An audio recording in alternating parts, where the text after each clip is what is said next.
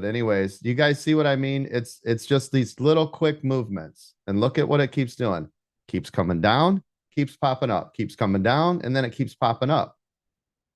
So buyers are holding this up, even though we're getting these this selling pressure. You see these wicks?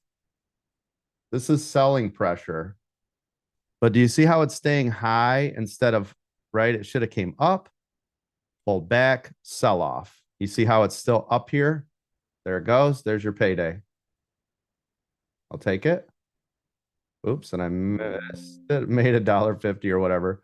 But do you guys see right there what I was talking about? This is still strong because they could not sell it off and continue the selling. Does everybody see how that worked? Yeah, because it started to form a new one, even though it was small right here. So it popped up, pulled back. And because I was so small, I wasn't worried about it. And then it popped up, pulled back, and there it goes. See? And there's your payday. Did everybody make money? Somebody? Anybody? Excellent, I'm in excellent it, coach. information. I'm in it, coach. Okay, good. Yep.